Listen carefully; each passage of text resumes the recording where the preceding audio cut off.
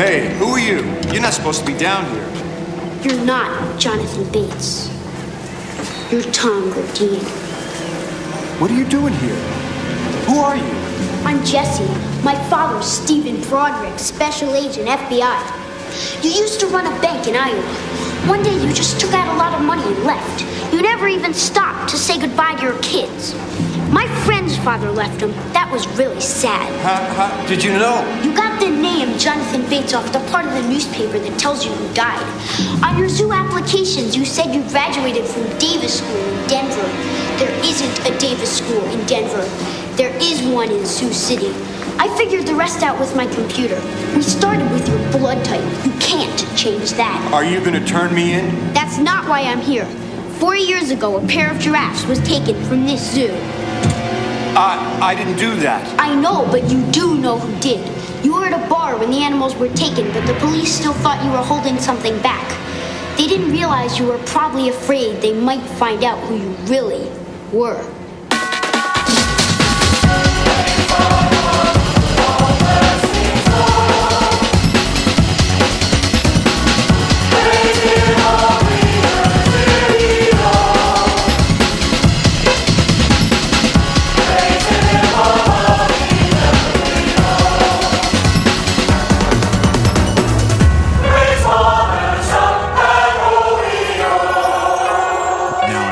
Well, you have to cut this because I don't have anything to say about. I missed it. I was closing my ears while I started recording.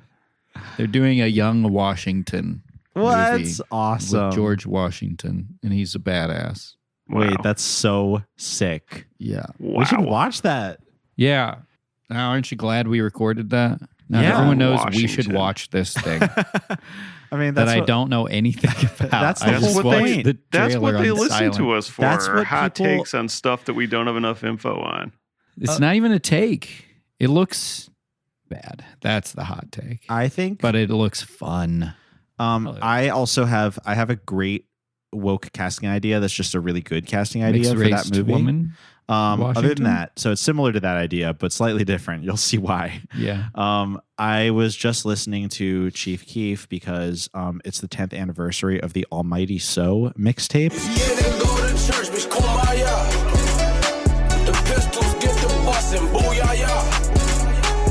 I think Chief Keef should play George Washington and Young Washington. That would be I cool. think that would be really cool. Yeah. Ooh. Yeah, I can get that would behind be that. sick. It could be like What's the thing he yells? Is he a rapper who has like a thing that he yells? he yells Or am a couple I- things. Am I misconstruing this? I I'm don't- not that familiar with that era of hip hop. Better hide 30 shots, cause I got a 50 shot. And this motherfucking Glock, let it motherfucking pop. Like bop, bop, bop, at a apple, I dot. Let any op try me back, any op drop. I don't care about no dapper, I don't play about my guap. And I pray that she don't leave me, cause I fucked her off a lot. He yells some Which things, is like but I don't a couple of years ago. Yeah, I don't associate him as having like a really heavy catchphrase. Okay. But he does yell things. But he's like a drill rapper. But I just think, Yeah. I think he would be great. I think it would be cool if it was like Hamilton, but instead of lyrical rap, it was like really violent drill rap. Yeah. That would be really fucking cool. Yeah, awesome. that's cool. Yeah. That's a really good idea. That's a pretty good idea. Will there be a lie. drill musical? And I'm not talking about the Twitter thing. Well, Katie I Got have Bands so has many candles. Katie Got Bands has a mixtape series called Drillery Clinton. Cool. And that was like before Hillary the ran for first president and female everything. Yeah, Katie was always up on that. So it could happen. Oh, Scott, we actually I got a DM from Whirlybird, one of our fave listeners, and they were asking they asked me a question, but I didn't know the answer. I was going to ask you, so I figure I might as well just ask you while we're recording. Do you know any other podcasts that specifically cover like low budget and DIY films, kind of like we do, except not necessarily Just listen to our podcast. Christian movies? Well, sure. But what if you want more? Is there anyone who's as good as you us don't out need there? more than this. There really aren't any that I know of that are just like good DIY, no budget podcasts. That's And if I had niche waiting to no be filled. job, I'd probably start one. Oh yeah, for real. Yeah. Let's do one in the same formation, but like you're the leader of that one. And Okay. like Start literally.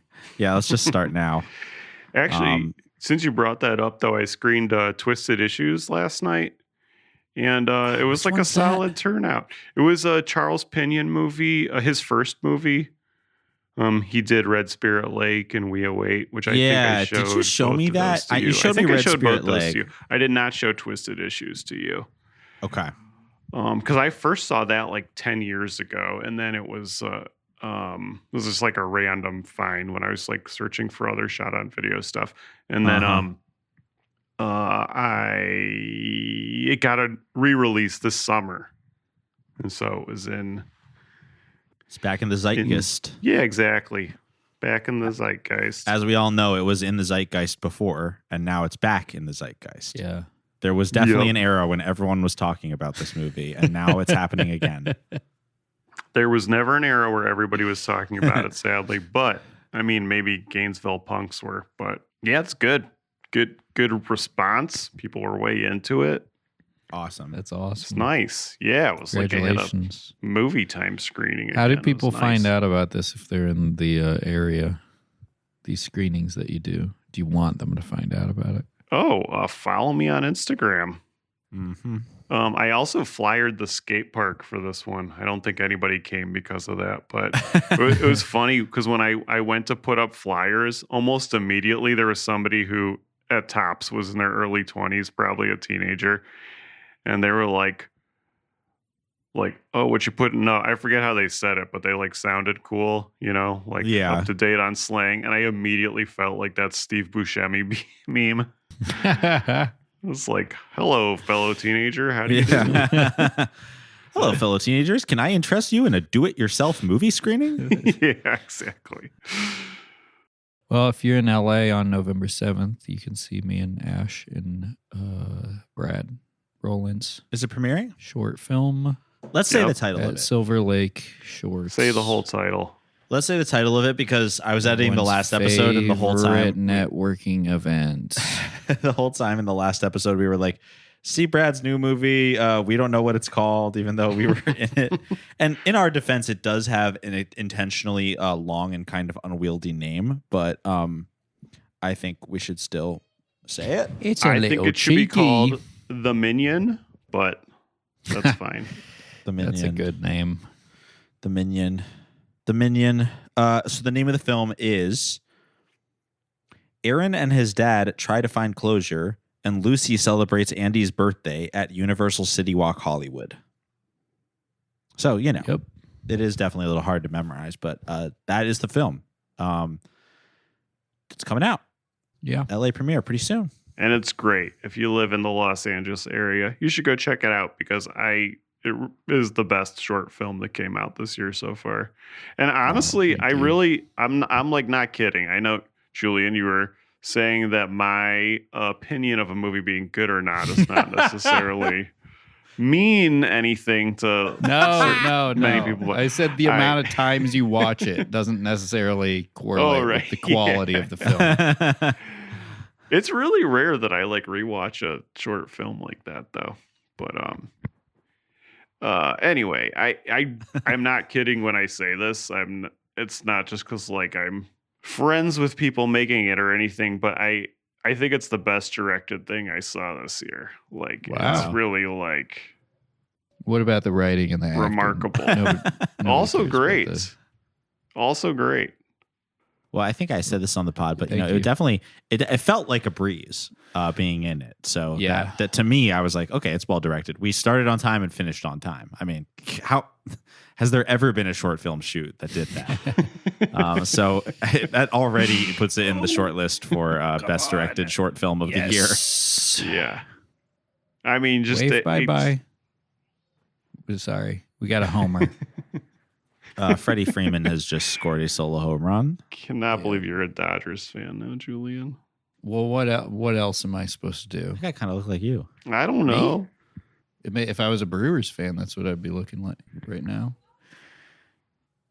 What else? What, my home region doesn't have a baseball team. Okay. I mean, I could like the Cubs or the White Sox or I liked the Cardinals in high school, but I'm not a I fan. just don't like Guardians- baseball that much. The Guardians or And the Tigers. That's close enough. I'm not Those a are fan your I'm not of rooting for the either White of those Sox. loser ass teams. Ever since they cheated in baseball in 1933, I'm not a fan of the White You have- Sox. Wow. You had to throw away all your merchandise. Did they?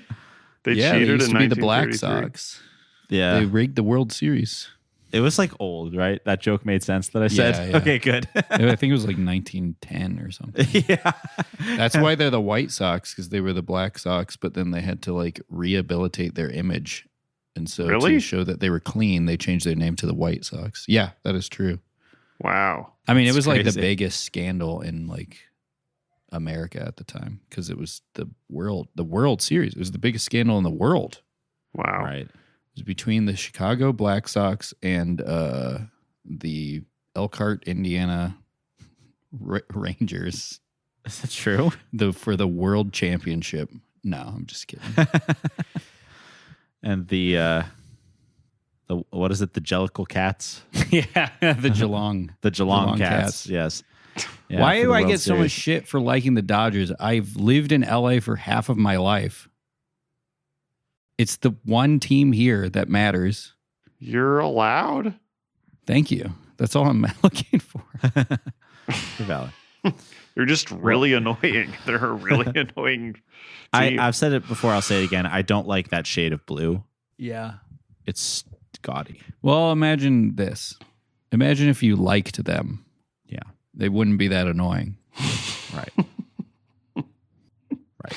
Also, I if you only suppose. watch like 6 baseball games a year, it's pretty Kind tolerable. of make it up.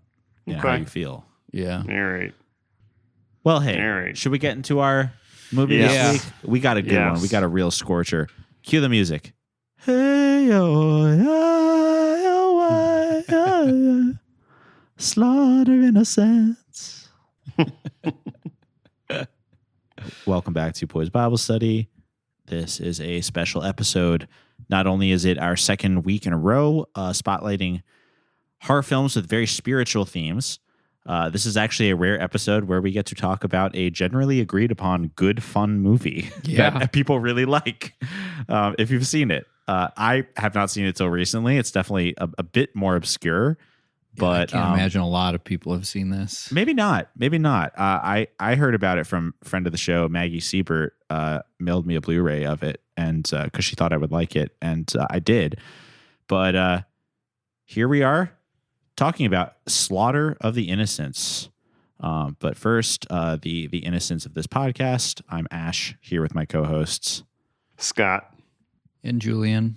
And wouldn't you just hate if something terrible were to happen to us? Because we are so cherubic and innocent. It's these kind of thoughts that might run through your head while you're watching this very creepy and very biblical horror film, or suspense or crime film, whatever you want to say. Now, was this released in theaters or is it a made-for-TV movie? Oh, it can't be made for TV. Let's find I out. would assume it was released in theaters. It was a good looking this- movie. Yeah, I thought this was like an HBO. Oh, interesting. Yeah, not necessarily. could like, be. made for TV. Like, you know, what was that? Stars. Yeah, yeah. It's like a. Yeah, I feel like this was like an HBO premiere. I think I read that somewhere. Interesting. Let's see if I can Wrong find one. out. Because I know in, other 5 of seconds here. James Glickenhaus's movies were like had real budgets, but were like made to be straight to video store. But this just seemed Oh yeah. Oh, Julian is right. a level Um, up. So I never heard that before. first time. There's a first time for everything. So, Slaughter of the Innocents premiered in the U.S. on premium cable channel HBO on December 2nd, 93, as a part of their HBO world premiere lineup. Pre-release. During production, a theatrical bow through Universal Pictures was supposedly considered. Blah, blah, blah. They were considering changing the title to distance themselves from Silence of the Lambs, but that didn't happen. What, it was just a coincidence that they called it Slaughter of the Innocents at the same time as Silence of the Lambs? Slaughter of the Innocents refers to a biblical event. Yeah. So I'll just, without even saying anything about the movie, I'll say that right from the title, the biblical allusions begin. Of course, this refers to King Herod killing all of the male children in Bethlehem in order to prevent the birth of Christ. Spoiler alert, he did not prevent it. And we're all the better for it. We have a lot of great movies because he fucked up. So that's what this film references. And yeah, it's 93, a Glickenhaus production. She's a Glick. In-house. What In-house. What else has Glickenhaus done? Anything we would have heard of? I don't know. Name. Let me tell you. Well, okay, yeah, let's look at that first. But there's something with the guy who plays Jesse too, the boy. He did the movie The Exterminator, which is pretty good. Not familiar. Time Master, which is kind of like a goofy kid movie with Pat Morita in it. Whoa. Time Master? Time Master, yeah. That sounds awesome. It's pretty cool. It's not paced as well as it could be, but it's a lot of good parts in it. What else? He exec produced The Protector, Maniac. That was a fun one. He executive produced Maniac Cop. Oh, wow. And he also executive produced the Basket Case trilogy, or at least That's 2 and 3. awesome. This guy's cool. Yeah, those are all great movies. He made The Astrologer from 1975, not the one that I believe you and I watched at Cinefamily a long time ago, Ash. I don't even remember. But the other The Astrologer from 1975, which is kind of like a cult classic now. I haven't seen it, but it's popped up in my feed a bunch. Yeah, this looks cool. So, he likes some he's a little twisted, this guy. Yeah. What happened to you? He's got such an innocent face. Look at him. He's beautiful. beautiful. This innocence has been slaughtered. Yeah, that's for damn sure. Oh, he's You also can't trust a guy who looks like that. He's also an automotive entrepreneur. Whatever. Yes, that's something else I found out. Okay, so we will talk about that. So the kid in this movie, Jesse, in real life is Jesse Cameron-Glickenhaus. He is James Glickenhaus' son. And he's in 2 other movies as well. Time Master, which is also a very meaty role. He is the main character of that as well. And The Protector, which is a Jackie Chan movie. Oh, yeah. In that? So really hooking up his son there. Yeah. I mean, he was good. Damn. He was pretty good. His kid. He's the Glickenhaus son. Vampire Weekend. Anyone?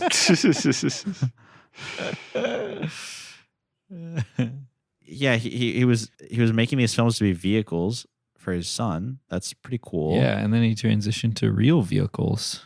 His automotive yeah, industry. totally. Yeah, so When his son apparently got his this is driver's license. This is one of the last movies that James Glickenhaus made. His final one was in like 95 or 96. And then he and his son ended up starting an automotive company together. Wow. What kind of cars do they? But I bet there's some freaking scary ass cars. Actually, yes. There's Probably a have, like- Wikipedia. There's a Wikipedia section of his page called "Cars That Glickenhaus Owns." This is definitely not created by himself. Glickenhaus is an avid collector of former racing vehicles, especially Ferraris.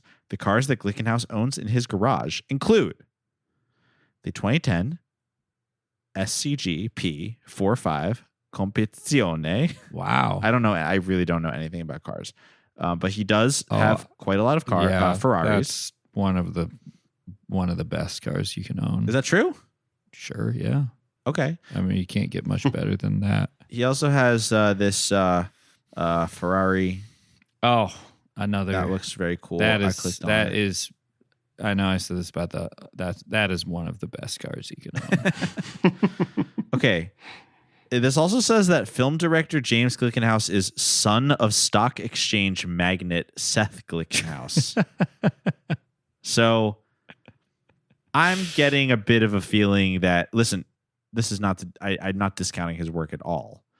But I think he had maybe a leg up on other film entrepreneurs. You think so? I think it's possible. Interesting. Well, he has the talent. And Definitely has the the talent. universe has Yeah. afforded him the opportunity to display that talent. No and hate. show some really cool. What kind of car is that? The one I have open to on Wikipedia is called a Lola T70. Oh my God. That is definitely in the upper echelon of cars you can own. It has a double nice. wishbone suspension. Oh, that is a really good suspension. Well, according to Wikipedia, there's both advantages and disadvantages to it. I would be interested in hearing about the disadvantages because none come to mind right now. But I mean, That's for another podcast, Yeah. I'm sure. Uh, Okay. all It's right. the Well, Glickenhauses. yeah. Glickenhaus Glickenhauses. rules. Glickenhaus rules. With the name like Night, you Glickenhaus, princes they of should have gotten into real Glicken. estate.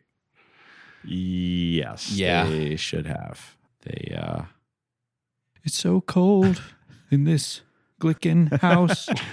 Anyway, speaking What of else? directors who hook up their sons for roles, though, somebody else who was in this movie that I had forgotten was in it is Yes. Kevin Sorbo.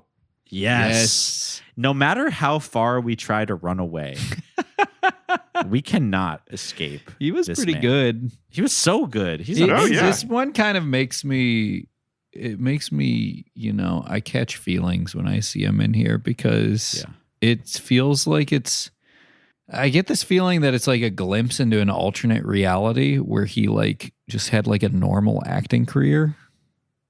And it's like, I don't know why, but it's just so strange to see him not in like a starring role and he's just playing a very like straightforward, like minor character. Yes. Yeah. And doing it. Like he's Totally just good like, job of it. you didn't fill out the forms correctly. And he's like good at it. And he looks Yeah. normal. And then Yeah. we see him now and he's like an atheist, an evil atheist who gets run over by a car in like half the movies he's in. He gets run over by a Well- Lola PT70. This I mean, is if you 2 can get years. run over by a car, that is one of the best you can get run over by. This is 2 years before he started being Hercules. Wow. So that's something to think about because I think even if he hadn't gone down the like conservative Christian path, being Hercules for a decade would make you different than like he might have just been like a good role actor his whole life, but he became Hercules and then that Yeah. permanently Where do you go from damaged there? his brain. Yep. As it would Yeah. anyone, whether you It's like become the- a conservative Christian. I think he Movie was maker or not. screwed from the get go because I believe his first gig was as a underwear model. Oh, okay. And I feel like that is going to be do some things to your ego if that's like being in like That's your early right. 20s and being an underwear model immediately. forget Googling about that. Kevin Sorbo I'm gonna underwear. Google Kevin Sorbo No, underwear. that's model. true because Kevin and it was Sorbo like used underwear eBay. it was like a known Italian designer too. Like if I could think of his name, you would both know it. Christopher Who Columbus. Put him on Christopher Columbus to be an That's underwear great. model. So he was like in Milan. He is quite the Adonis-like figure. Yeah, he looks good. Nobody's denying that, but I don't think there's a lot going on between those ears. Oh, come on. I His take hair that his back. haircut's not that bad. That's him? Allegedly. The face is completely Maybe it's a different though. Kevin Sorbo. I mean, it's also like Google, which famously doesn't work anymore. So Kevin That's Sorbo him in the model top pics, that's right. definitely hit. Oh, look at this. Whoa, that's cool. I'm gonna send this picture to the group chat. He looks so good. He's I wearing wish I this could mesh pull that top. off. You could. One of these days, by December 31st, Yep. I will be. Oh, I will. Look I like forgot that. this, but Scott Glenn, who plays the lead in Slaughter of the Innocents, was actually also in Silence of the Lambs 2 years before. Who does he play in that? Jack Crawford, probably Oh, yeah. some Who can FBI forget? guy. Yeah, Yeah. who can One of the forget? FBI guys. What else is he in? That name sounds really familiar. Hunt for Red October, Backdraft. Okay. He's kind of just a 90s guy. Yeah. I Some feel big like I've movies seen to him in be other straight-to-video store stuff. Probably also as FBI agents or cops. Yeah, he's good at that. Also, wait. Oh, he speaking plays of Donald Rumsfeld in W. Hey.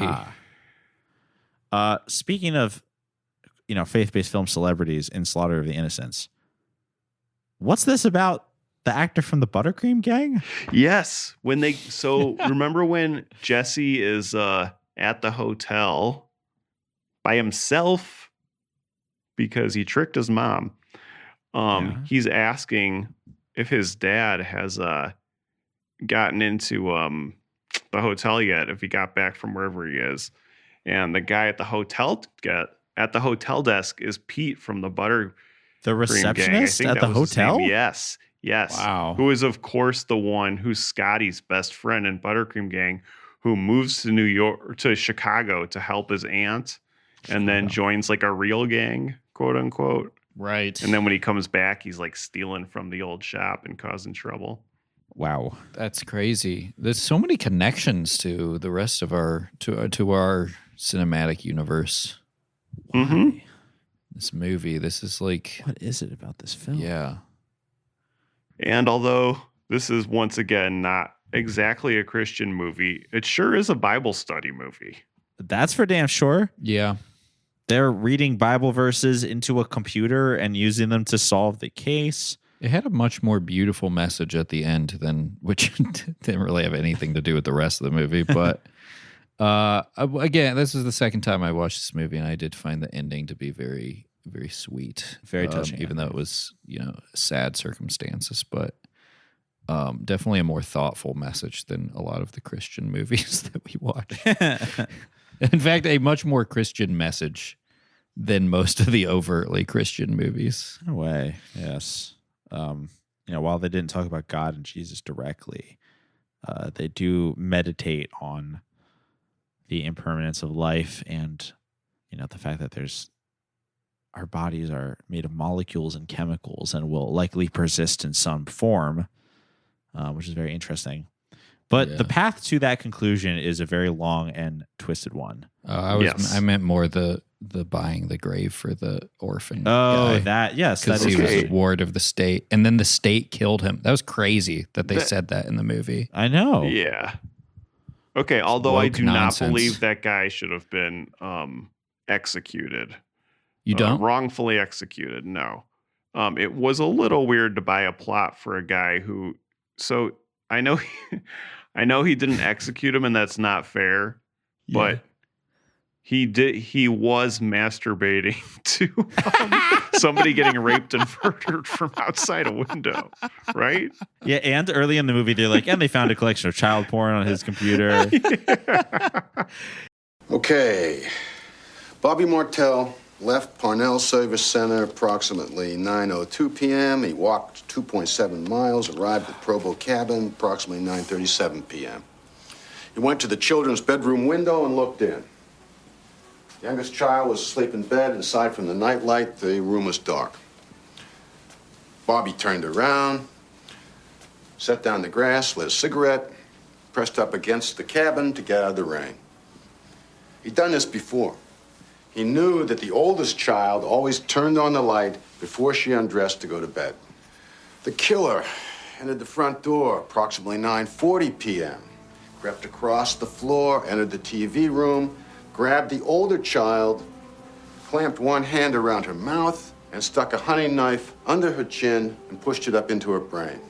He then picked up her body, bound across the main room, and threw the body through the door of the bedroom. Sound of the door breaking open, the light suddenly coming into the room, startled Bobby, who, as I said, was outside the window. He stood up, he turned around, he looked in as the younger child sat up in bed and started to scream. The killer leapt across the room and tackled her. Now, he didn't want to kill her, he wanted her alive. But her head snapped back and hit the edge of the shelf behind the bed, fracturing her skull and killing her at approximately 9:44 p.m. Killer tried to shake her awake. When he realized she was dead, he went into a rage. He grabbed the older child, sodomized her orally, penetrated her vaginally and anally. Bobby, watching from outside the window, unzipped his fly and began to masturbate. Killer finished, picked up the younger child's body, ran out of the house. Bobby finished, sat down in the grass, and lit another cigarette. Yeah. Well, he was Like, I mentally, he was submental, is the phrase I heard the other night when I was watching Brass Eye. Oh. Yeah, Great I show. think more the thing that they were trying to point out was that, you know, he was an orphan. He was the state like barely gave him a chance to lead a normal life and then just threw him out into the world and then was like, okay, you are extremely antisocial because of the way you were raised. Now we have to kill you. Yeah. He was a victim of the state from childhood to death. Hold up. I'm sorry. I'm really sorry to throw it back. The guy from the Buttercream Gang, who's also in this movie, Michael D. Weathered, he has a role in Mulholland Drive. What?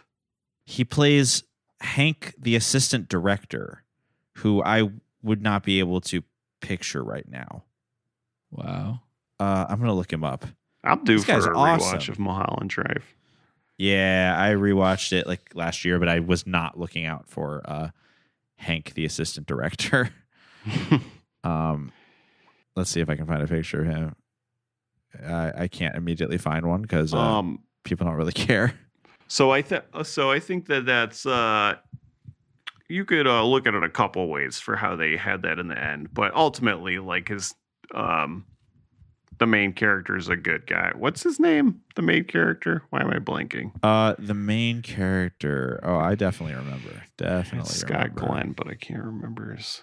Definitely remember. Definitely not tabbing back through all of my IMDb tabs and pictures of Kevin Sorbo in lingerie.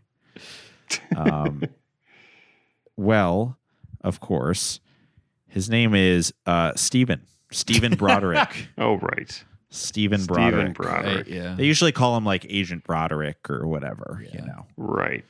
So, you know, he had a sweet moment with his son at the end there. And it was a nice, proper ending to a film, frankly. Right. But I did think it was, they kind of did their mom dirty by not having, like, the last you see of her is her being like, oh my God, my son left for Utah. Yes. Yeah. And he She's might very be much in an grave danger. afterthought. And that is the last you see of her, just like staring blankly, like, oh my God. The whole movie is about the dad and son partnership, and like the mom is really just like, there's even a quick moment in the movie where the kid like walks in on them like the morning after having sex, and like you don't even think it's like his mom. You think it's just because, I mean, she's like young and hot, but you don't meet her at any point in the movie, so you just think it's like his dad is like sleeping with some bimbo or whatever, and then he's like, go in and ask your mom for permission. And then it's like, what? And there's like, she even has a line where she says, I'm tired of just being like the bad guy in this parenting situation. Yeah. Right. Which And is a good that is- setup for, oh, sorry, go on. Yeah. Well, I was just going to say that is like literally all she exists to be like, don't do that. And the dad being like, you can do it. Right. Yeah. Which is basically the setup for how Jesse gets away. Because we haven't said this yet, but Jesse really wants to be like his dad, who's like a top private investigator for the FBI, or I guess just investigator. I guess you're not private then. But he and he's like a savant at it. Yes. And most of the movie takes place in Utah and Cleveland. Hell Hey, yeah. there you go. Did you recognize anything? You recognize that baseball field in front of the nuclear sewage plant? Cleveland's, I that's how recognized everybody, the skyline in the beginning and got excited. that's how everybody from Cleveland became that special way they are. They all played That's baseball right. outside of the nuclear facility, like The Simpsons or that cartoon show The Oblongs, which famously about Cleveland, I think. Yeah, it's about this. Most of this movie is about a dad and very precocious son solving exclusively brutal child rape and murder cases. Yes. Which with a smile on their faces. truly, both of them. They love it. They live for They love this. this stuff. They love this stuff. Yeah, the story sort of begins with a look into a very brutal murder. A mother comes home to sort of her like cabin home and finds her 2 children slaughtered. Yeah. Which is really gnarly and scary right from the beginning. But we find out that this is actually sort of a flashback. It's a flashback to a murder that keeps getting referred to as the Provo Canyon murder. And when the action of the film begins, we're seeing the supposed murderer of these children be executed. Only problem, as Stephen and his son Jesse have figured out through going over old evidence, there may have been a mistake. It is very possible that the real killer is still out there. Yeah. The son has spent hours looking through crime scene photos and child pornography and surveillance footage of submental men masturbating in the bushes. And that's just the Discord server he's on with his friends. And he has come to the conclusion that this man is innocent. This boy is like 7 years old, by the way. Yeah. I'd say 9. He's 9 years. Yeah, well, big difference. It is a big difference. Yeah. I forget if we've made that clear. This is a very young child who is helping his dad with these sexual assault and murder cases. Bloody murders. Yeah, and he's saying stuff like, and they found the pubic hair in his mouth or whatever. Yes. It's Basically. crazy. And that's a bit shocking. I mean, it's understanding that Mr. Glickenhaus, wanted to have vehicle for his son to be a movie star, or his son was like a muse of his. It makes a little more sense because like the film is really pushing him as like, and it's well written. I mean, the film pushes how like this precocious, like adventurous kid could actually assist with his father's investigation, and his father's like super down for it. And but it is just really funny, and you catch yourself multiple times through the movie. Like they approach the cabin where the murder happened that we see in the first scene of the film, and the dad's like, I think you should wait outside. And Jesse's like, nah, Dad, I can handle it. It's just like this like still bloody cabin where like multiple kids were raped and murdered. It's like you find yourself being like, what? That's not. No, you shouldn't be letting your kid do that. I don't care if he's the best damn crime scene investigator you've got. You should not be too young that quickly. Too young, in my opinion. Yeah. This is what they're trying to teach kids in public school these days. No. They How should to teach, investigate murders. Yeah. Yeah. They just show them the pictures of the crime scenes. They don't even tell them. Uh-huh. Oh. They're just like, what do you think?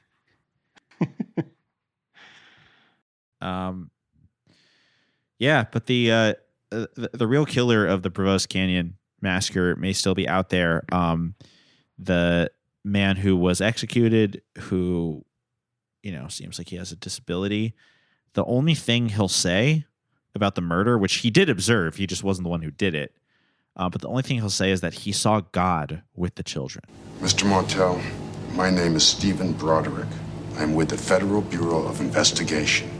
I do not believe you committed this crime. I do believe you know what the killer looks like. Will you tell me? I saw God. I saw God with the children.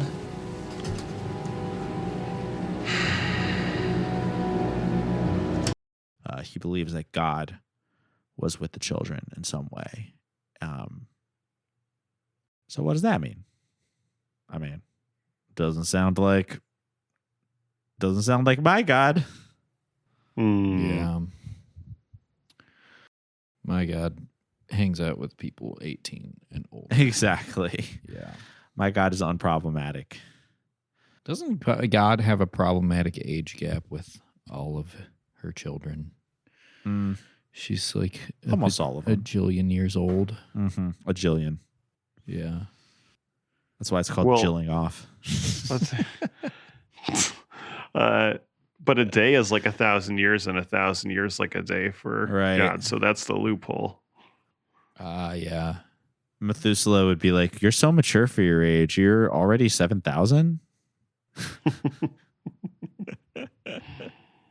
Mm. Yeah, Methuselah hitting on a 2,000-year-old woman. Wow, you're so mature for your age. Well, they actually show us the identity of God, the real killer of the Provo Canyon murders, like pretty quickly. It's hold on. It is Provo Canyon, right? Like Provo, Utah. Am I saying? Yeah. Isn't that like cheese? What I'm saying? Provost? Yeah, Isn't that like a job? maybe that's what I thought it was. I think that's like a legal profession. Okay, now that I'm thinking of Provel. Provel is cheese. Yeah, because we were just watching Pop the Balloon St. Oh. Louis last night, and they were talking about Provel. Provo has the famous flag from Utah. Oh, Yeah. It has a flag that is like notorious for its insane design. oh wow! Let me look I think it it up. just says Provo ! On it. Oh, that's fire. It's actually really cool. It looks like a sort of like a multivitamin label or something. Dude, they Yeah, there it is. redesigned it. Yeah. They got a lot of backlash for that. But isn't that cool? This original one until 2015. Why the fuck did they change this? Isn't that awesome? It's like word art. Yeah. That That used is to be so flying sick. at half mast whenever anything bad happened in their That's town. incredible. That's Scott, are you incredible. there? Yeah. Oh, I just don't know what you guys are talking about. The You Provo don't know? flag. Look up the flag, the Provo flag. I'll send it to the group Salute chat. the Provo flag. I'll send it to the group chat. Provo flag. It's it says Provo on it.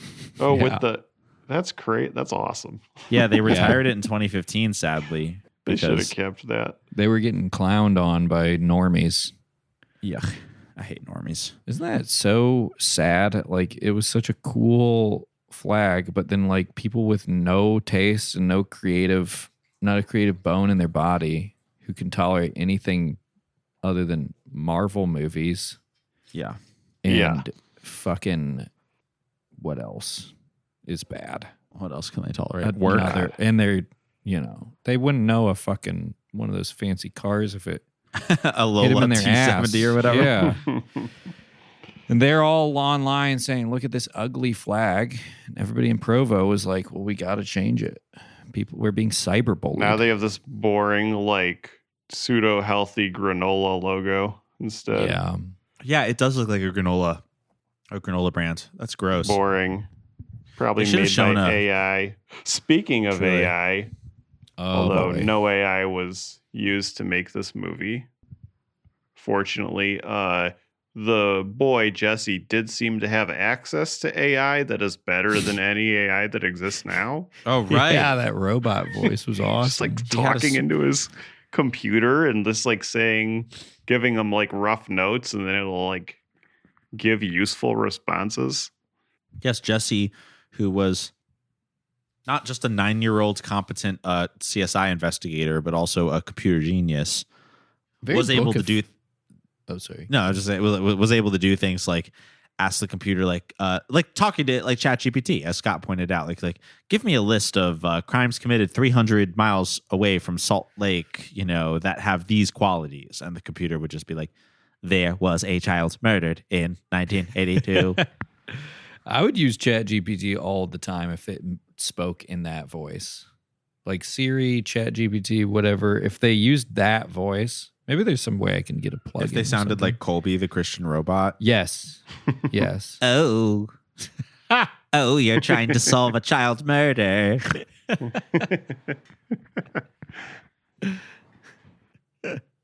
There's this really funny TikTok account of this guy. He has like a Russian username. It's like Prognoz something. He is clearly an Everything is Terrible fan, but his Yeah. whole gimmick is that I showed you this guy, right? No, I don't think you showed it me yet, but I know what you're talking about. I wonder what EIT thinks of it. But I like him because he was on the Red Scare Reddit and like Twitter sphere, and his first gimmick was he would make videos of the Cumtown guys and like Anna and Dasha just like narrating like Chinese manufacturer goods, like just doing advertisements for like different types of like machine parts that you could buy at some like factory in China. They were all AI generated with like he would use like the voice to text of different people, like Adam Friedland or like Dasha or whatever, and they would just be like, this is the best like thresher that like you can blah blah, Yeah. And then he moved on and started doing videos with Gerbert and also with Colby the Christian robot. Oh, And I was think like, I've seen those. and I was And like, where? Yeah, go on. He does tons with Eric Adams too. Oh yeah, I've seen those. They were really funny. But it was just That's kind of really crazy because I'm a big Red Scare fan, and like he was doing those, and I was just like, this is so funny. And then he pivoted to using all these like everything is terrible characters, and I was like, who is this guy? Like he's like really up on some things that I'm up on. Yeah. But it is technically AI art, although I find this stuff really entertaining. But yeah, that's what Jesse's computer should have sounded like.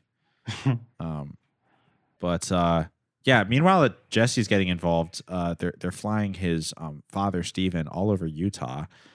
He has to come and go back to Provo as new information is coming up, reopening the Provo Canyon case and also trying to solve a new kidnapping. That's just a very scary scene that we see in the film. Yeah, a child being kidnapped by God. He's a really scary at the gas guy. station. At the gas station. And how would you describe the car, Julian? Not one of the best you can drive, but okay, it gets the job done. Gets the you job from is point A to kidnapping point B. children. Yeah. He was a really scary looking guy. Was this before or after he like busted into that like liquor store and stole the two owls? Yeah, yes, that's the first time we see him really like in action. That's the first time we see him. That's where you start to think this guy's got a little screw loose. Yeah, he does. He goes into the liquor store. He like picks up an old man and throws him at a taxidermied deer head on the wall, so he gets completely impaled by its antlers and killed, and it's very gross. God's character's name is Mordecai Booth, and he's played by an actor called Zitto Kazann. Whoa. He was most famous for being in Waterworld, and he played. And he was also in Robin Hood Men in Tights. Cool. Nice. And he was in Red Dawn. He seemed to have pretty small roles, but he was in like a bunch of significant Hollywood movies. Yeah, that's cool. This is a star-studded movie. Really, it is. It's crazy that it didn't really work out. He was What is good in this Kazan? role. Is that Armenian Kazan? Who's Ellie Kazan? Who is that? That's Number the Stars. Yeah, the author. Let me write it out.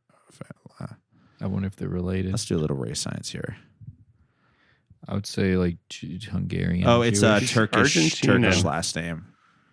He's from Argentina, though. He was born in interesting. Buenos Aires. Interesting. It's a Turkish, Ukrainian, Belarusian, and Jewish last name, but he was an Argentinian man. Okay, interesting. It's cool. Well, from adolescence on, he played professional basketball in the National League. What? While at In the what same time National League? performing in theatrical productions in Buenos Aires. The Argentinian NBA? Yeah. We should ask Luce if she knows this guy. Yeah. Bienvenidos to the league. It's cool when you have, one friend from a different country, and then Yeah, every time you that just you're know reminded of that country, you everything can bring it about- up to them. Oh, yeah. He's like the Michael Jordan of Argentina. You know what? Maybe. Did you guys Basketball. see that that new Onion video about Jeffrey Epstein? No. No, it keeps showing up in my YouTube feed. I didn't even see Y'all it. should don't watch even- it. It looks very funny, and there's some connections. I watched it like right before I started watching this, and the fact that he played basketball as well as just watch it. It's very funny. I keep skipping over it, not realizing it's an Onion video because it looks so real. Yeah, no, shout out to the Onion for making me laugh out loud multiple times about a horrible sex trafficking pedophile. Bill Clinton. He makes it in there. So Anyway. you gotta laugh. You really gotta laugh.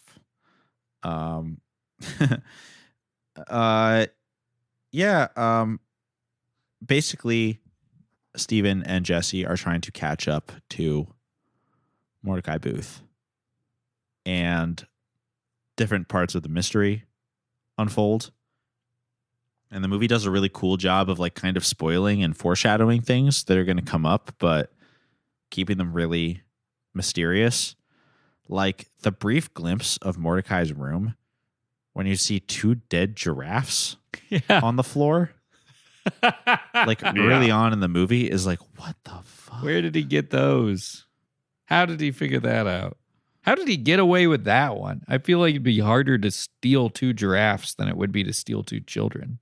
There were a couple things that had to do with Jesse's How you sneaking investigations that where I out was of the like, you're zoo? kind of like skipping over some things. Yeah, so like that, for example, like sneaking them out of Trombone the case. zoo. Because Jesse figures out how he got away with it on a personnel level because Jesse, using his advanced AI and investigation techniques, finds that there's a zookeeper with a shady past who would have reason not to give us full information and not completely cooperate with the law because he wouldn't want to be found out for abandoning his old life. And so he actually knew that Mordecai stole the giraffes.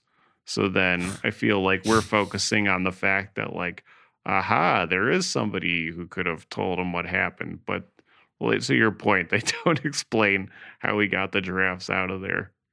I was thinking about that too last night. I was like, did he put them in a truck? You know what's crazy if you were investigating this?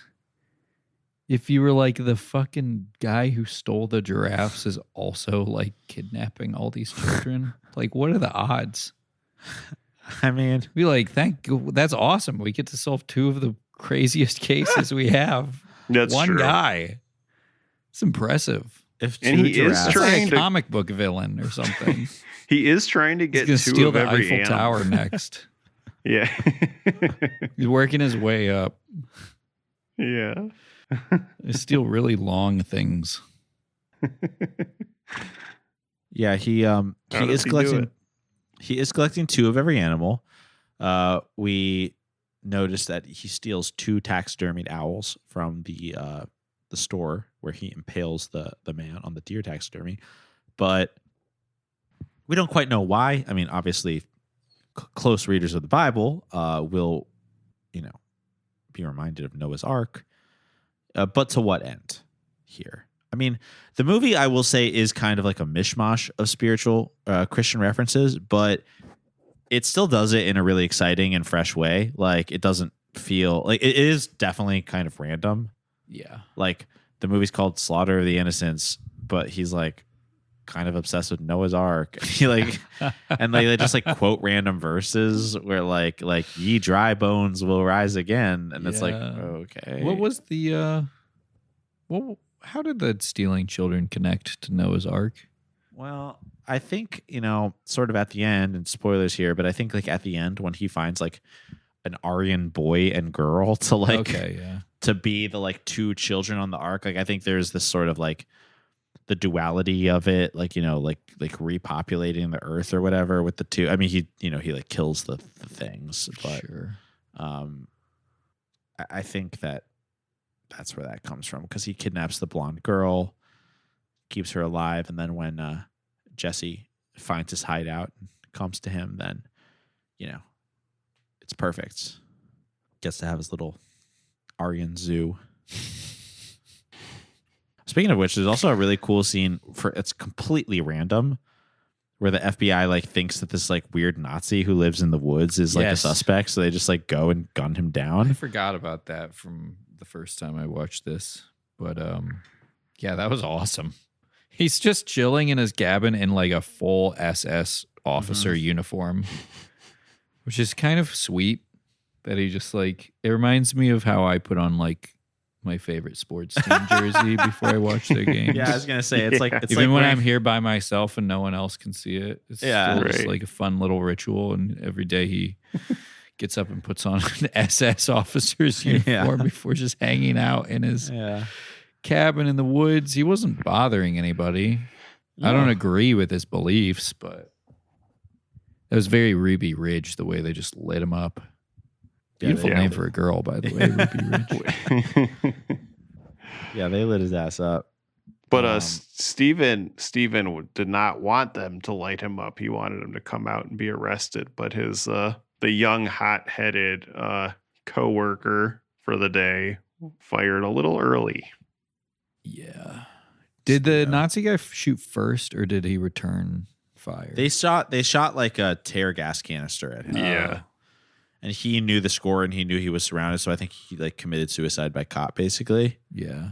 But That's sad. You should, reach out. There's help available. Yeah, hopefully Stephen Broderick buys a plot for this Nazi too. Just unjustly murdered. Murdered by state violence. Kind of forgot about that one. Well, he had a fair shot. He chose to do that with his life. Right. I'm sure nothing traumatic happened in his life that would lead him to dress up as an SS officer in the middle of nowhere. It was kind of funny when the like 20 other FBI agents were just completely filling him with lead. And like Stephen Broderick looked at his like young assistant who kind of dresses like Diane Keaton and Annie Hall for no reason. And he's just like, he just gives her like a, what are they doing? Look, while he's just like watching a guy like go like, like fucking blown out with lead. And he's just, pretty crazy, right? Yeah, he smirks at his assistant like the way you would if someone was taking too long to order in front of you at the liquor store.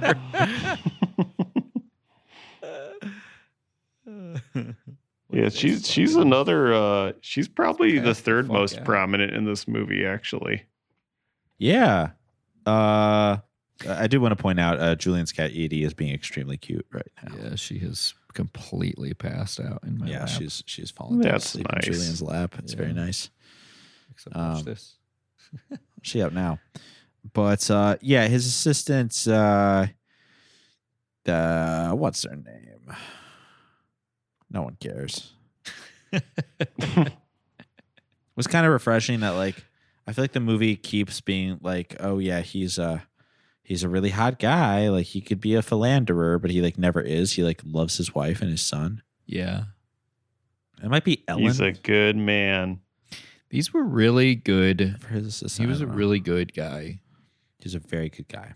That Stephen was Broderick. something that the movie kept showing us over and over again. I don't know if he necessarily, I don't know if I would necessarily say he's a responsible parent, but he was very supportive of his kid wanting to do the stuff that he wanted to do. And, he was a very sweet dad. The situations he put his son in were a little questionable. But he didn't mess around, and he took care of his wife and kid, and actually he's kind of a dick to his wife. Not gonna lie. Yeah, She did raise a good point. She's trying to look out for him, and he's like, basically the reason Jesse's able to get as far as he does is because, like we were saying, he does she's always the bad cop thing, and then so she caves and lets him go to Utah with his dad on the case, which is crazy, which is when he gets to go into the crime scene and see like blood everywhere. But then when he comes back, Steven immediately has to head out again. Like as he's like on the tarmac, they're like, we got to get back out there because something else happened.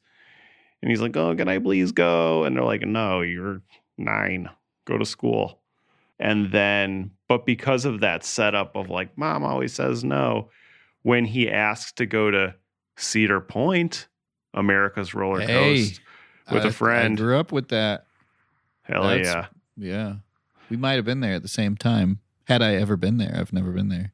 Oh, it's great. Great amusement park. The best amusement park for roller coasters, probably in the world. I don't know. They got a ton of them, but you can tell she wouldn't normally let him do that, but then kind of caves and it's like, all right, you can go. And then cut to he's like at the airport, going on to Utah by himself. Yeah.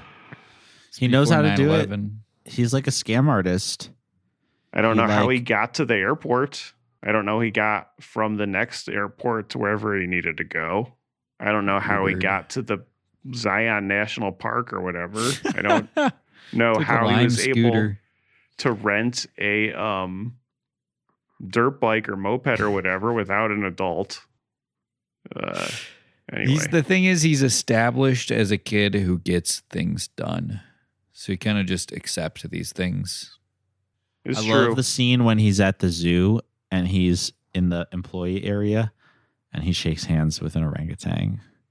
And he actually got to do it as well. So that was a dream come true. Yeah. For me. Is that what you've always wanted to do?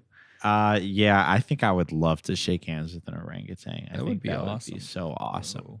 They're It would really have been cool. Cool twist if like the orangutan became like his assistant and like he and the orangutan solved it all together. Like Dunstan checks in stuff. Yeah, and instead of him ending up in a situation where he is about to get murked and his dad needs to save the day, his dad shows up and he and the orangutan already have Mordecai like tied up and Christy free.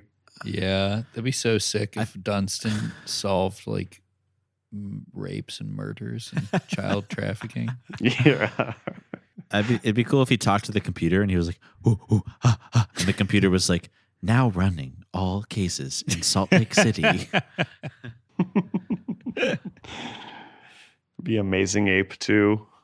Yeah, Amazing Ape too. There's some cool Amazing Ape moments. Yeah, there's like, they clearly filmed at the zoo. They filmed on location. I mean, they were in the beautiful mountains of Utah. Yeah. They were at the zoo. They make movies. All that stuff would be CG now. No, it's crazy. It'd be horrible drone shots. It'd be like a drone shot you downloaded from YouTube of Utah, and then it would be like, you'd film it in your public park. Yeah. A nightmare. Things were so much better. Real locations, y'all. Quit this green screen nonsense. I know it's hard, but that's the point. I mean, honestly, speaking of real locations, like, not to jump to the end, but like, I kind of do want to talk about that climactic final scene because that was one of those, like, they could only film it once. That was incredible. That was one of the greatest things I've ever seen in that was awesome. Motion picture history. Like, honestly, they track down. Well, what have we skipped over? Because there's not they find him. The kid gets kidnapped. Yeah, it's really just all investigation stuff. I mean, it's great. Yeah. It's very thrilling the way it goes, but there's ultimately not much to explain as far as point A to point B, I guess. And also people should watch it, Yeah, they do a lot with people just sort of running around the desert by themselves. The canyons. Which looks great. Yeah. Utah is beautiful. So our villain has a giant wooden ark in a cave. How he got this set up, we'll never know because he's dead now. But it looks like the lair how of do you like get the the original materials? Batman or like Danger Diabolic. Like, how do you get the? Oh man, I love that movie. It's so good. One of the best like looking guys in movies, spies or whatever you would call him. He looks so cool. Anyways, how he gets power running to the middle of Zion National Park, or enough wood out there to build an ark in a cave. Who knows? While also being completely insane. But sometimes, people in those kinds of states, they get a lot done. But he's got a giant ark in his lair. He's got a giant ark. He's got a giant ark, like what you think of when you picture Noah's Ark in your head. And basically during the big As a kid. climax, he busts that thing out and it flies off a cliff and explodes. It doesn't explode. Yeah, it does. I mean, in a way. Yeah. He's tied the blonde children to it. One of them being Jesse, and he set it on its track to like fly into oblivion. And it's a good thing Jesse's father gets there at the right time because he can rescue him. But we do see this massive arc, and this is obviously real. Certainly not CG. And they only could possibly have done this once.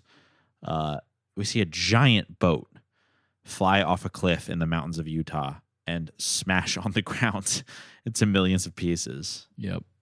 It was awesome. In like perfect slow-mo shot. They like nailed it. It looks amazing. It was good. I mean, I was speechless watching it happen. It was beautiful. Touching. Well, we had to be speechless then so we could speak now. Yeah. We had to say all those taxidermied animals everywhere. Yeah, that was cool. Amazing. Yeah, the dead giraffes. Go to your national parks, everyone. Do it while you still can. There's all kinds of crazy stuff happening there. You never know what you're going to see. A giant ark full of taxidermied owls flying off a cliff. You never know what psychotic murderer is hiding in the hills, these beautiful hills. Yeah, you'll never know unless you go looking.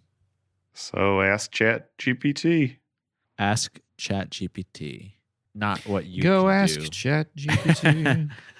When he's 10 feet tall. And I will say that we kind of already touched on this earlier, but this movie is very much like the Book of Henry. Yeah. In that it's all about thinking it's really cute that a young boy is growing up way too fast and has no boundaries with his doting parent. Yeah. I mean, this movie is better than the Book of Henry because, like, in the Book of Henry, he's into, like, trading stocks. Yeah. And in this movie, he's, like, solving crimes. He's actually making a change in This the world. this for the one's better. more believable. It's literally more believable. It's Yeah. somehow more believable. Okay, Henry's doing crimes. Yes. Jesse's solving crimes. Also, it like makes sense that the son would know how to do some of this stuff. I mean, it Yeah. doesn't make a lot of sense, but it tracks that his dad is a like very talented investigator, and his son is very interested in it. In Book of Henry, it's just like he's just a genius for no reason. Right. And so he Right. has mastered the stock market. Yeah. And Yeah, Book of Henry, the problem is all the stuff he knows and is aware of is like that you have like a lifetime worth of experience. Yeah. Like that's what didn't make sense. But one of the things that didn't make sense in Book of Henry. yeah. Whereas, yeah, the mentality of being hyper focused on one type of, I don't know, thing, what hobby, job, does happen to kids at this age. Like, honestly, my nephew's like this with baseball. You could ask him, you could be like, what was the score, or what happened, and just like pick a game from last year, any team versus any team, and he like knows what the score was. That's amazing. Wow. Yeah. And like what date that game was. That's amazing. Got to get this kid in the FBI. Yeah. That's The right. Federal baseball investigators. he'll, Be solving murders. Crack the Chicago Black Sox case. Yeah, he could uncover the new scandal, the new Black Sox scandal. Yeah. There's a new baseball team in town, the new Black Sox. They seem up to something. They're a bit They're like shifty. the Warriors baseball Yeah. team. The baseball gang and the Warriors. Yeah. Any other standout moments? I mean, there's many. The dad drove a cool motorcycle. Yeah, he like drove it to his son's baseball game, and the other kids were like looking at him like, wow, that guy's got a cool dad. The dad and son, I mean, it was actually done very well that they were so likable. Yeah. because it was a little annoying how like perfect and cool they both were and how they had no problems, but it's like also a testament to how good of a movie it was that kind of didn't ruin the movie. Yeah. Like Jesse was always wearing like the sickest 90s clothes. Like he had like designer sunglasses. And he was wearing, like head to toe, like Public Enemy, like graphic printed tees. And I did not buy him wearing that fit. That fit was crazy. It's like, dude, your dad is an FBI agent. Yeah. Actually, you know, it was the most unrealistic thing. And it was while he was wearing that fit, he was sitting on a bench at school and like all these kids were coming by and waving at him. I was like, this kid does not have friends. Bruh, totally. Yeah. You either devote all your time to solving child rapes or you have friends at age 9. Pick one. Yeah, he's not pick two. He's not dressing like this unless his mom's dressing him, and he does not have friends. Yeah. And his mom's like a stylist, clearly. Then at the end, he kind of looked like a young Tim Heidecker. Which Tim Heidecker character is that? Where he has like the slicked back hair and is like all smarmy. I don't know. You immediately look like Tim Heidecker to me. Uh-huh. Yeah, he looked like a young Tim. Well, there was an interesting part where so remember there was that couple, a different couple who was kidnapping and murdering kids. And they were like deranged and also had sage. Oh, yeah. They made a really big deal about sage in this movie. And that couple, they got nets for them to capture. That was which awesome. I thought was interesting. I've never Yeah, seen like, that before. Get the nets. Police nets, yeah. It's like Looney Tunes shit. Yeah, well, any longer and they would have to bust out the black paint to put the fake tunnel on the wall. Stop them. Should have done that. It's not the Acme Police Squad. But it's interesting because then they're talking when he and when Steven and his assistant, whose name we can't remember, are talking about it later. She says their lawyers are screaming about trampling on religious freedom of expression. And Steven says, oh, yeah, religious freedom of expression gives you the right to kidnap, starve, and beat kids to death? Huh? I don't think so. And I was thinking, like, that is not to be political, but that is literally the case in Palestine. Yeah. Anyway. And the answer is yes. It's interesting that it came up in this time, too. Surprised somebody would even push for that. It's by religious expression to murder children. God told me this was to. also around the same time as, like, Jonestown and stuff like that, right? Oh, so, yeah. Like, the hot Good button call. issue was, like, the like religious zeitgeist at the time was like crazy cults and stuff. It's so funny how it's just one big hive mind. Nobody has any actual beliefs. Yeah. It's just, we all just go through phases together. Or Elian Gonzalez, Absolutely. Terry Schiavo. Absolutely. Yeah. I still think about this stuff. And you know what? About 95% of voters do too. They think that it happened like yesterday. I mean, there was even less personal lol cows to have at the time. Yeah. We all had one together. I mean, now it Yeah. does feel like a hive mind, but there's like a couple hive minds working at once. I'm not saying that makes it better per se, but it is just different. Yeah. But Yeah. No, that's a good way to frame it, actually. It's like if there were a few different hives in the same hive. yeah. Yeah. And somehow there's like no overlap between them. Like, I don't know. Whatever. Like Tom sent us that thing about the disturbed TikToker world of t-shirts, and I was like, I know Jordan knows about this. Yeah. Like I was like, I'm not following the story But, at yeah. all. I'm aware of this, and I was like, I know if Jordan were here, she would know exactly how it got to this point. Yeah. He's What is he's that? like one of the most famous people in the world to some people, but to others, he is a complete unknown. Yeah, like exactly, Scott. It's like like a rolling stone. you are not familiar. If I say the phrase "world of t-shirts," that means nothing to you. Correct. But to some people, that is Like who they think follow about all online. day That's long. like their favorite show.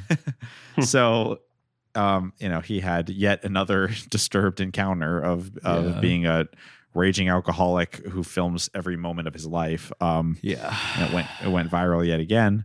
But yeah, this is just to say that, there are worlds within worlds. And, at the time it was like, I remember like people talking about Terry Schiavo at like family gatherings. Yeah. Everybody had an opinion. Yeah. Because it was like passionate about it too. The media would choose like one thing to be like, and they were a lot of times they were like, it's always matters of the soul, It's like, do you end this person's life? It was like brain teasers, Yeah, brain teasers. Do you Elian take the Gonzalez boy back to Cuba? What do? The child was born somewhere else, but he's here. Who does it belong to? Right.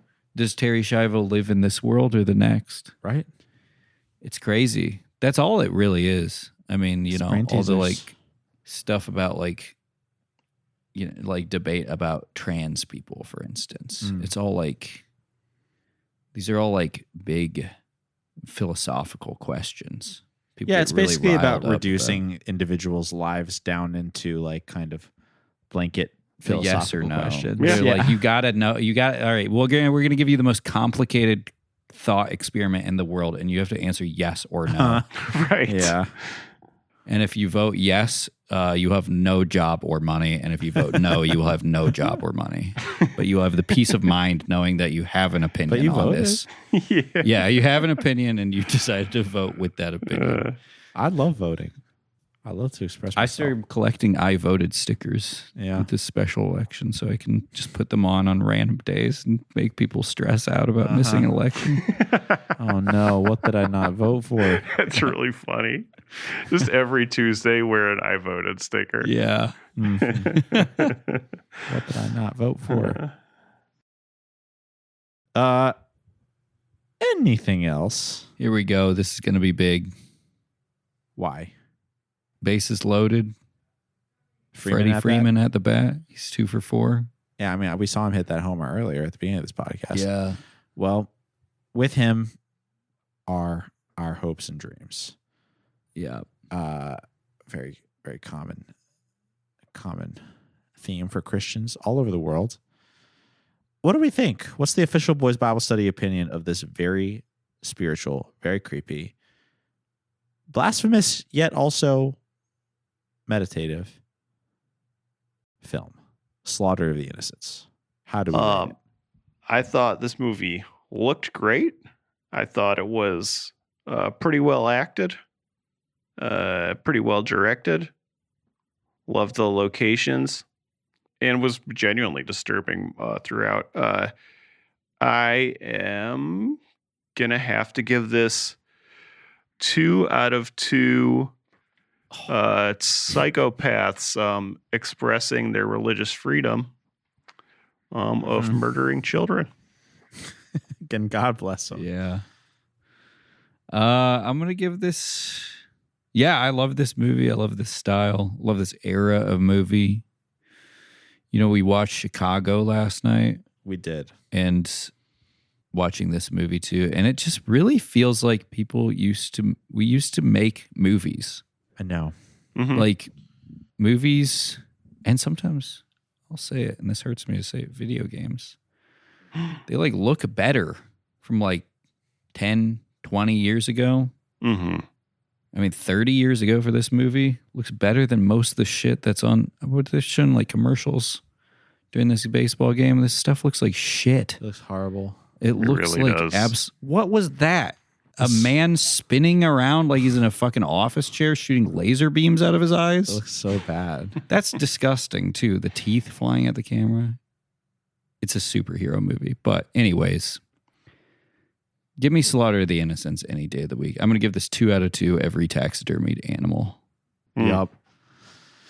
Hell yeah. I also really love this movie. I think it's delightful to get into the weeds of the spiritual message of a secular film that really went all the way. I'm going to have to give this film 1 out of 1 lethal injection crucifixion. Wow. Because I forgot to look at my notes and forgot to mention this earlier, but I did think it was really cool how when they were lethally injecting the innocent man, they were obviously going for crucifixion imagery. They had him strapped to the table. Yeah. Like he was on the cross, and it was supposed to be like, they were executing an innocent man. Is that how they do that Yeah. in real life? I don't know, but probably. I mean, Yeah, I feel like in nasty. states where it's legal to do that, they probably do just for fun. Yeah, probably. 'Cause People that get was- They had really the- fucking weird about like killing people. I know. Isn't that crazy? I know. Yeah, It's and like actually, some weird shit going on there. I know. Now I that just you mention that completely too, like- made up this scenario where they're crucifying people and then lethally injecting them. But if But- that's true, that's fucked up. but look at the image. Now that you mention that, though, look at that imagery of this happening to somebody unjustly brought down by the state, and then at the end, Jesse is also being strapped to a cross right before he gets saved by his dad. Yes. The So, like, innocents are is- slaughtered every is day. Crazy Everywhere. Mordecai any worse than the state? Crazy Exactly. Mordecai. Yeah, don't blame me. I didn't vote for Crazy Mordecai.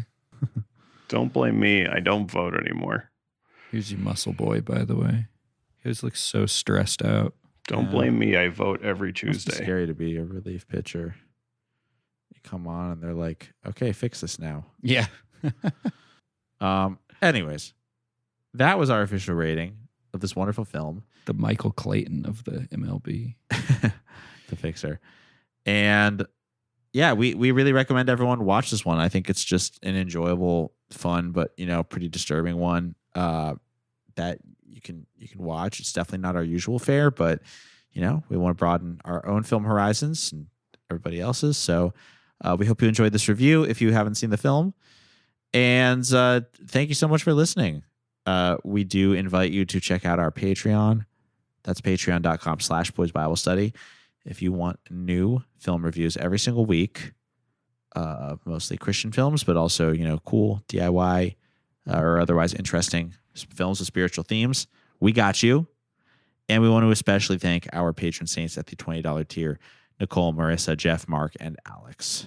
Thanks so much for your generous support. Also, our outro song is the tune "Oh My God" by Mary. So from all of us here at Boys Bible Study, myself, Ash, my co-hosts, Scott and Julian, we would like to say peace be with you. And also with you. That was Donald Rumsfeld from earlier. Nice. I don't even know what Donald Rumsfeld sounds like, but I'll take Just your like word that. for it. Just like that. Forgive me, Father, for I have sinned. I feel your love in me, it's coming from within. Oh my God, my devotion is so unwavering. Divine emotions when you enter me. Every day you take